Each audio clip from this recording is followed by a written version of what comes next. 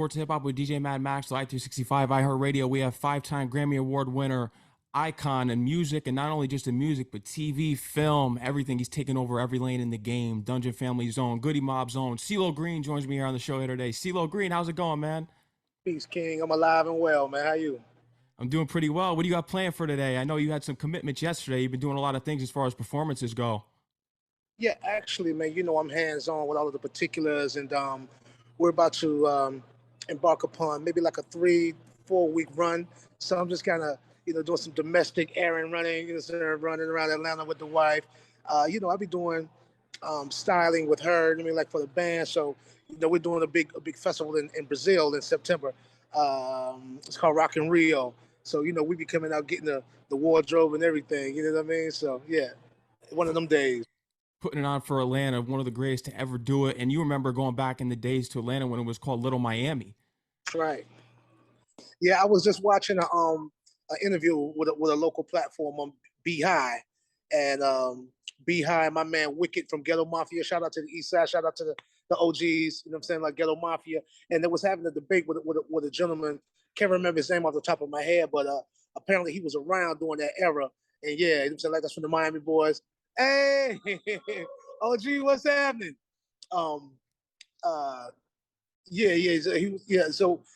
when Miami boys came up here with the work, you know what I'm saying, and all of that, it was definitely a war between Atlanta and the Miami boys.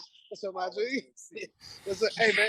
That's OG Chris, man. We on the side. What's going on, OG Chris? How's it going? I like the hat you got there. I see he getting you some good story, man. Yeah. About how we ran Miami boys out of Atlanta, man. That's a fact. You know what I'm saying? So definitely, man. Yeah. But yeah, right. Shortly after that, they was calling it Little Miami, and I think it was a little condescending, if you will, but it was a connection, culturally, and then there was also a connection with the music. But one of the peacemakers, I gotta say, man, was Uncle Luke. Shout out to Luke Skywalker. He signed our elder statesman artist, MC Shy D. Shy D. You know what I'm saying? So that was a bridge, and under the underbelly of that was the street war that was going on. But the top tier of that situation was the music and the connection we was making. So it all ultimately ended up in love, as you know. As a matter of fact, I'm on the way to Tampa tomorrow, doing a gig down there honoring Trick Daddy for his 25th year anniversary. My man represents Dade County. You know how far we go back. So it's a lot of love over the years. Your parents were ministers, and your mother was real close with Ali Pat. He's a radio legend down in Atlanta, and he gave you a box of 45s listening to B.B. King. Did you ever think from that moment that eventually you would have your own 45s and even vinyls and tapes and all that to come and be a legendary artist in your own right? I really didn't, man. That's funny that you speak on my mother, man. God bless and rest her in peace, and my condolences. I'm actually right here. So I'm in Greenbrier Mall in Southwest Atlanta, Georgia. This is home. I spent so much of my life here because my mother actually owned a store here with a business. It was called Elegant Bridal. So she owned a wedding supply store where you could get you could do your limousine rental, your event space, your wedding dress, your tuxes. So she did all of that, from proms to weddings, and gala events and things of that nature. So look, I'm gonna turn the camera around. If you see, it's a nail salon there now. Wow. And my man Chris, who I know you might have noticed he had an apron on, but he's a barber right here at the barbershop next door. They used to cut my hair when I was kids. Wow. So my mother owned this store right here, and I'm with the wife over here in this store grabbing women's clothes for my female background singers. So I'm in the neighborhood, man, as always. You know what I mean? Like, it's love for life. You know what I'm saying? But yeah, my mother was really good friends with Ali Pat, box of 45s. I grew up off the likes of B.B. King, Bobby Blue Bland, Coco Taylor, ZZ Hill, so all that old good, blues music. So it definitely gave me a mature taste in music. So like, if you hear any of that reminiscent in what I've been able to do, then you know exactly where it originates from. Speaking of other music influences, Melly Mel, you think he has the greatest rhyme of all time in the end of Beat Street. It's legendary, of course, but other influences that you have, you loved heavy metal and rock and roll. I've heard you state Billy Joel, Elton John, and Iron Maiden. Judas Priest is some major influences for you as well. Thanks. Yeah, man, when I think of frontmen, I think of the impact of heavy metal music, in the 80s.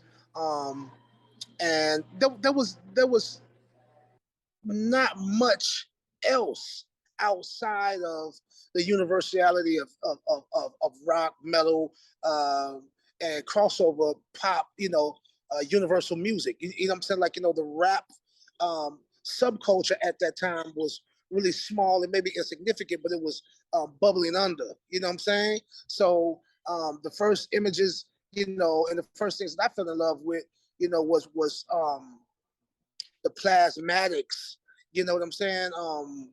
Uh, Van Halen,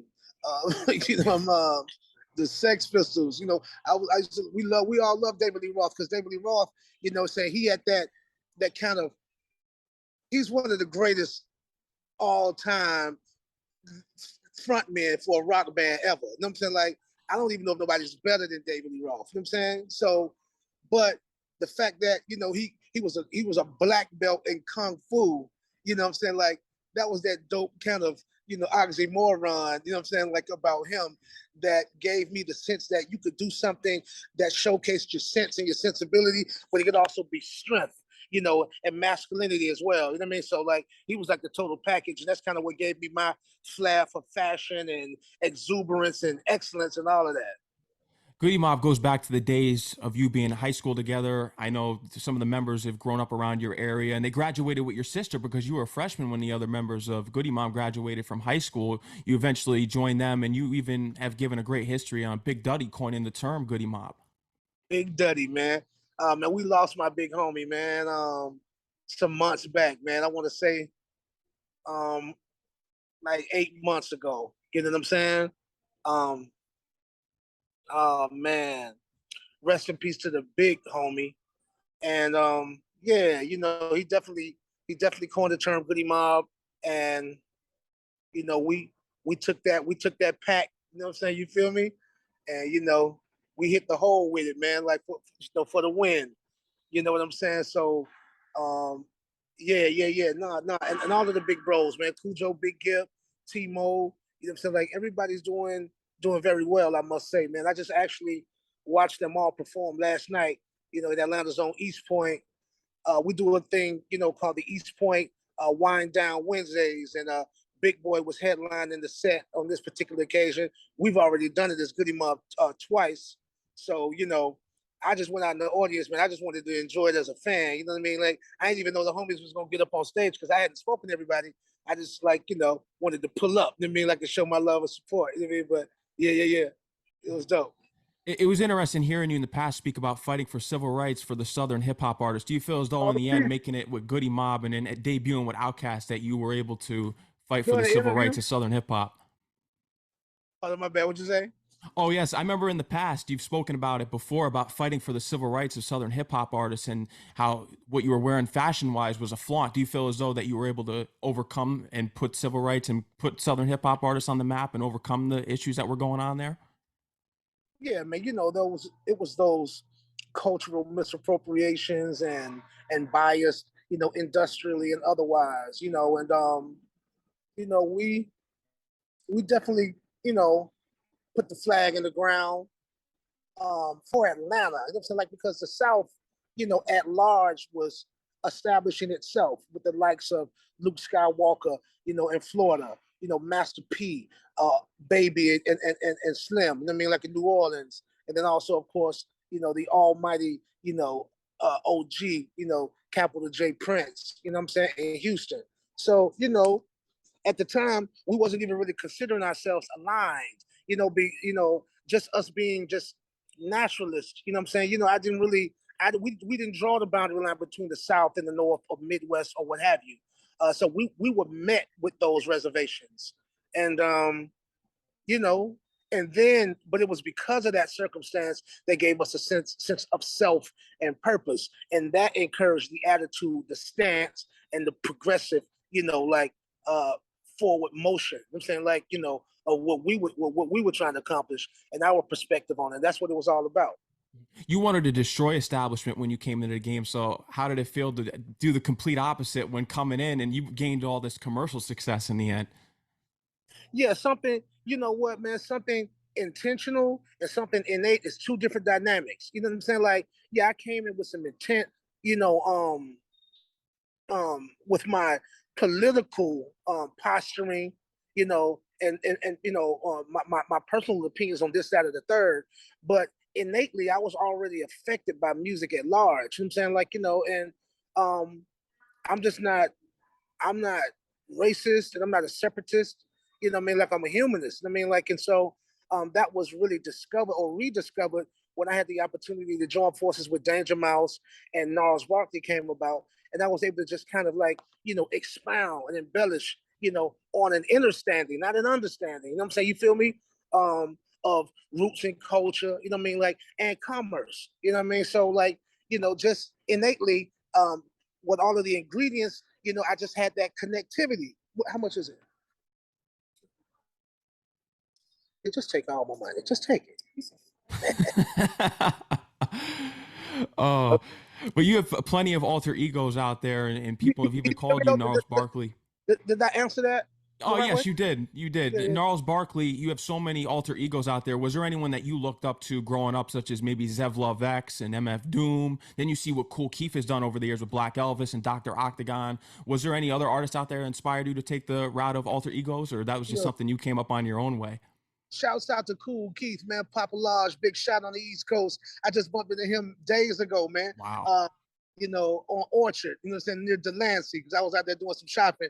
Man, I'm an enthusiast, man, and I'm really, I'm a student ahead, as we said in our time. You know what I mean? Like, I'm really knowing about the dates, times, events, places, and monuments. You know what I'm saying? Like, and he's one of them dudes, man, that inspired me. Like Ultramagnetic, of course, that was fly, with the custom made MCM joints, something like, on the album cover. So I remember that. Shouts out to Said G, you know what I'm saying? Like, but yeah, with the aliases, yeah, he's definitely one of the first ones to do it.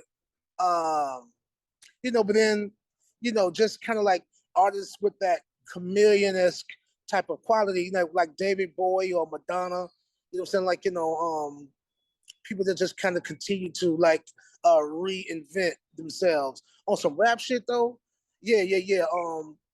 I just, felt like, I was multifaceted as far as my ability. You know what I'm saying? Like, I thought that it was all centralized in one place, meaning in the, the core of the individual artist, you know what I'm saying? Like in that individual account. You know what I'm saying? But I didn't realize that, each, reincarnation is basically like a subsidiary of a larger corporation. So like every alter ego has its own tax ID. You know what I'm saying? Like everything is its own business. You know what I mean? So yeah. Exactly. And so basically, when I'm in that mode, I'm focused on that, and that's what I am. I mean, like I think before I am. When I'm Gnarls Barkley, trust me, like I'm Gnarls Barkley. You know what I'm saying? Like when I'm CeeLo Goodie, the baby brother, you know what I'm saying? Like out of the Four Horsemen, you know what I'm saying? Like that's me. You know what I mean? Like, and so baby, that's my superpower, man. I know how to get big, I know how to get gigantic, I know how to get enormous, you know what I'm saying? Like, but never to be overwhelming, you know what I'm saying? You feel me? And I know how to get, I know how to get small. You know what I'm saying? Like I know how to be humble as well too. You know what I mean? Exactly. I don't write records to sell, but they'll sell because I write them. That's something that you said in the past. Crazy is going on to be just a phenomenal hit, groundbreaking for you in your career. Prince has even said that he told you when you went out to Las Vegas that that record scared me. Yeah, he did, man. And to be totally honest, man, like it's surreal to be able to recount that. Like, golly, that really happened in my lifetime, man. Sitting there having a conversation uh casually, with Prince, you know what I mean, like the master, the sensei, you know what I mean? Like of whom I had so much reverence and respect for telling me something I said scared him. I'm like, huh? You know what I mean? But it's a beautiful memory, man. You know what I mean? Yeah. So, at first I didn't really know how to even take it, but he definitely made it complimentary. You know what I'm saying? Like, but it was just matter of fact. You know what I mean? Like maybe like scared in the context of, like times are changing. Like, I mean, like this is different. This is the new wave. This is the new direction. Um, you know, and maybe it's that Gemini nature too, like because even for me in that moment, he knew how to get small for me. You know what I'm saying? You feel me? Like, because this is Prince. I mean, you feel me? Like, and in that, he continued to show me love and gave me that mentorship. You know what I'm saying? You know, we just kept in contact. I mean, he stayed on my line like a real person. And it's no different than me. Like people see this eccentric character, you know, and all of that. But you know, we do that, man. We arts majors, man. You know what I'm saying? Like that's what we do for a living, bro. You know what I'm saying?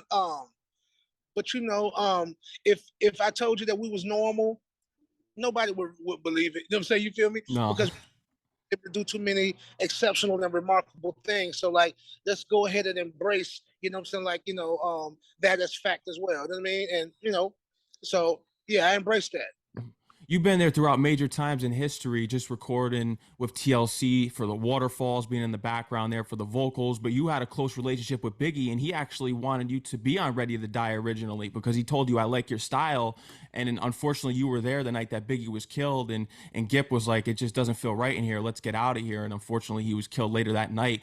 Have you ever thought about doing something posthumous with Big and reaching out to Puffy? Because I know you have a great relationship with writing for him. You know what, bro? I really don't know what else could be done. You know what I'm saying?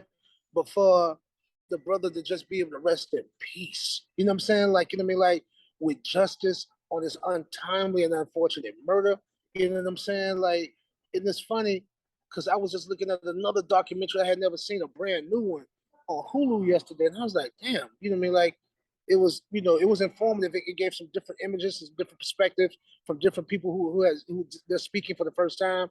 So you know, I mean, like, but not to put a dark cloud over this situation, but you know, like it doesn't have closure. You know what I'm saying? You feel me? But like, it does still offer us that uncanny kind of opportunity to continue to celebrate, man. And like, you know, the legacies kind of live on in a bit of an infamy. You know what I'm saying? Mm-hmm. Did you ever think that FU was going to be the major hit for you once you were writing it? Because I heard the story about you and Bruno Mars being in the studio, and you said, I got to go to the bathroom, and you walked out on him before he became Bruno Mars. Did you know that this was going to be the groundbreaking #1 hit for you? It just exploded everywhere. It's an anthem at this point. Yo, Bruno probably tell people don't ask him about this shit. Yeah, because I never seen an interview where he was able to confirm or deny that. You know what I'm saying? But it's definitely the truth. You know what I'm saying? And again, I never mentioned that to be disrespectful toward him. I got a lot of respect and love for them, obviously. But yeah, that's the way that it happened. And nah, I did, man. I had no idea. I wouldn't even. No, I swear to God, I did. The voice was also something that people know you for. You were doing a performance at SNL, and Mark Burnett was in the audience, and he was watching you, and he said that he saw some potential in you. Do you remember the exact words that he told you to get you on The Voice? Nah, because we didn't speak at SNL. He reached out via management and was basically loosely describing the concept of a show. Would have been the first of its kind, this, that, or the third, and wanted to see. He told me who he had in mind, and me, myself, Blake, Adam, and Christina, we all went and had dinner together at the Soho House in LA. We talked, and me and Adam had already been introduced. I actually went to a birthday party for Adam before we even met. Um, I don't even know how I ended up there, but it was at the Chateau, one of the old school suites or whatever. And I'm thinking at the time when I used to smoke, I'm having a cigarette, looking at the looking at the city, you know what I mean, all lit up, you know, like having one of them LA moments, you know what I'm saying? And somebody walks up behind me and it says, CeeLo Green, one of the greatest soul vocalists of our time. I turned around and it's him. I was like, oh shit. So, you know, we hit it off immediately. And then, so fast forward, we having this meeting and he was like, yo, CeeLo, like, what do you think about this? Like, you know, I ain't gonna do it if you don't do it, you know. And I was like, no, it's dope. I like it. So like pretty much that was it. And you know, the rest is truly history. It is, and people still remember you to this day on that show, even though you've been off the show for years. And we know why you went off, because they wanted to play musical chairs and they didn't want the format to get stale. But there have been some conversations I've heard that you all could potentially get back together. Yeah, we did talk about it, man, a year or so back, and I think maybe if it had not been for the pandemic, you know what I mean, of 2020, we may have been that much closer to it, you know, because it was around that time that I was there was a whisper about possibly getting everybody back together, which would be great. I would love to do it. I think it would be phenomenal. I think it'll shoot through the roof. It would. I know it would. It definitely would. It would get the viewers back up. Yeah, and I'm ready to show out. I'm saying, like, cause I do what I do for TV, baby. You do. Say if The Voice it didn't pan out and the conversations continued didn't pan out, would you start a similar type of platform on your own to The Voice and picking out the next biggest talent in hip hop and R&B and just all genres? Well, the music variety shows, I think, that lane was just starting to get a little predictable. I mean, like, and congested. You know what I'm saying? So I've had offers, and we've sat down and had discussions about doing something similar, but nothing really had that magic, that I was able to have the foresight in seeing the concept for The Voice. Yeah. So if somebody come to me that could beat it, then yeah, like, we give it a shot.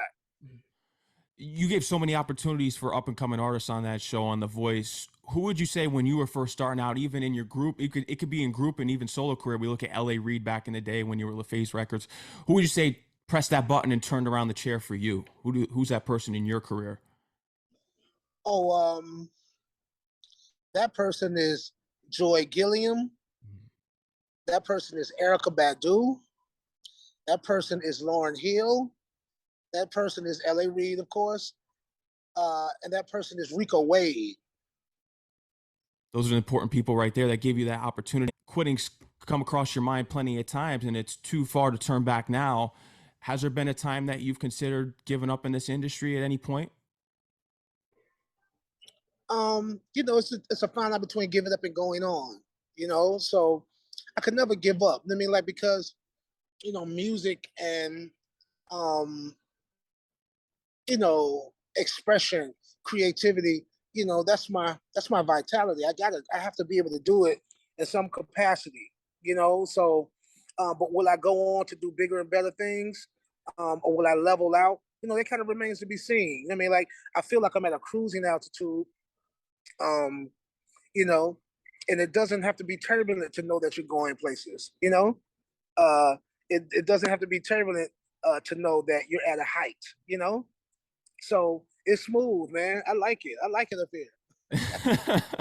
It's good though, but you've been managed to reinvent yourself plenty of times. And recently this year, The King and I for Elvis, you were able to collaborate with Eminem. Come on, man. Yo, that's the bro, man. Our relationships go all the way back to Slaughterhouse. Me and Royce is really good friends. We damn near like this. All of the homies from D12, Bazaar, the homies. Yeah, we got history. So it was dope to finally get that opportunity. Not only get that opportunity, but get that call. You know what I mean? I was like, what? What do you think is your definition and key to longevity in this game, despite reinventing yourself throughout multiple decades now? Man, love is a given. I think you gotta like a thing more. You gotta like what comes with the territory. You're gonna love it, you know what I'm saying, like, without even thinking. You know what I'm saying? Like, love is not a thought. You know what I'm saying? Um, love is an innateness, a knowing, it's a confidence, and a certainty, an assurance. To like it, you know what I'm saying, like, is something giving back to you, reciprocating and matching your energy as consistently as you offer yourself. You know what I mean? So that's the relationship you have with it. You know what I mean? So I like it. I still like to do it. You know what I mean? Like, you know what I mean? And why would you like something that you're still good at, man? I don't even feel like I did the half, man. Like, sometimes I'd be like, yo, you become a elder statesman, you know what I mean? Like, of course we all age, and hopefully we can do things that we can grow old gracefully, with, and I'm glad with the music of, and my catalog thus far, you know, I'm gonna be able to do CeeLo Green as Thomas Calloway, man, like, when I'm 60, you know what I mean? Mm-hmm. God willing. I'm gonna be able to do Goodie Mob because it's respectable, it's honorable, you know what I'm saying? So never have I really did the trends, or followed the crowds. No. They say when two people thinking alike, somebody ain't thinking. you know. But you managed exactly. You don't stick with the trends at all. You have something coming up with the Go-Go's that are an upcoming album that you're working on, and something that you've mentioned in the past is that if you could do something differently, you would want to take your lyricism and do a lyrical album and do something to the next level. Is that on the way as far as an album goes? So check this out. I'm a free agent, right? You know what I'm saying? So I can do, and I do a system, what I like to call it the one man Wu Tang, meaning I can do multiple projects at once. I'm saying as long as they don't conflict in terms of scheduling. You know what I'm saying? You do have to commit yourself for, and allot yourself enough time, to maximize the window of opportunity, you know what I mean? Like, and focus on one project at a time, of course. So, I got a number of different things that I've started. I got material here, there, it's like a love train, man, like with the different, what you call them? The different cars. And it's like, Oh yeah.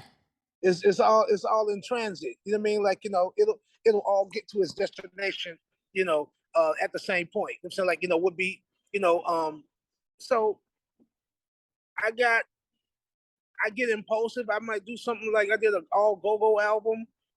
I did and I'm doing some rap shit too. Like, the go-go album was called CeeLo.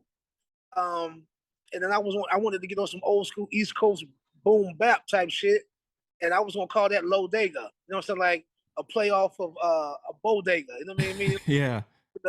It's we up all night, man. Got what you need. You know what I'm saying? So have fun with it. I'm doing a project with DJ Mud from Cypress Hill right now, man, called Cholo. Oh wow.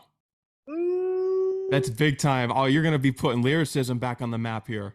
I got you, man, because to me that's the missing link. That's the one aspect of myself and of my war chest that I didn't I ain't fire off enough rounds. You know what I'm saying? That's what people tell me. Like, I just felt like I was killing it. So when I was young, I'm like, man, it's so much other stuff I could do that I want to just be able to go and do well. And I think I proved my point. No, you definitely have. Just all the way back from Soul Food, from when you started out, getting back with Goodie Mob and Survival Kit, just to tie ends there, and just keep going on and just forming your way here into the 2020 here in this next decade. You got plenty of TV opportunities that you have on the way. You've already done plenty of accolades and achievements. Hotel Transylvania with Murray the Mummy. What can we expect for you in this next decade besides album work and even TV opportunities that you want to speak on? It's the rap shit, and then it's also that I want to readdress, and I want to serve that. I mean, like I want to service that audience. Um, I never gave them that full length rap record that the game deserves. It's coming. Uh, it's definitely coming, and then also I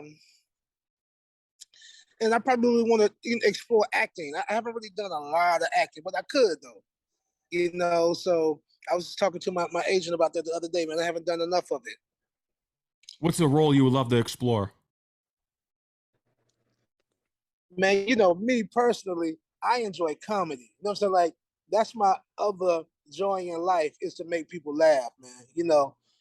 Uh, but I could get on some gangster shit. You know what I'm saying? Like, like, um, I've had some crazy offers too, man. Like, I'm gonna put this out there, man, because it's so dope. But I couldn't really do it because, like, I ain't that good of an actor. But I got offered to do the story of Sylvester. You know what I'm saying? Wow. Isn't that awesome? That is. All, all respects to him and his legacy, but I'm like, man, I don't know if I can pull that off.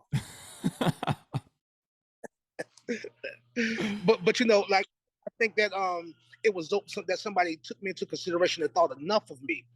Because what would prompt somebody to ask me to do something so avant-garde and extraordinary? Because I haven't done it. I don't have a repertoire. I mean, like, in acting. So that would be a big deal for anybody to do. You know what I mean? Like, especially someone as untrained as I am.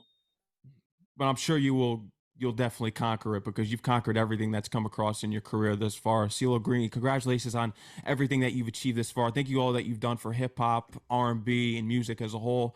You're truly an icon and one of a kind and on the Mount Rushmore for me. Thank you, my king. I appreciate you. Of course, and they can follow you on Instagram and Twitter at CeeLo Green. Yes, please. Yep. Thank you again for coming on the show. Shout out to your publicist for setting us up. You're welcome anytime. Raggedy Ann. uh, We don't need another hero. yeah, no. And speaking of heroes, is this Marvel deal ever going to come to fruition once you crash the Grammy party with that costume? Because you could have been an egg game. So you heard about that? Yeah. Yeah, I mean, dog. I mean, that was just an honor. I'm glad that I can just state that for the record as a fact. That was enough. Just the thought is enough. I don't know if it ever will. But I never say never. So never say never. Yeah. CeeLo Green, keep going and being an inspiration, man. Enjoy the rest of your day. Take care, stay safe. I'm looking forward to everything you have on the way. No doubt, King. Peace out. Peace.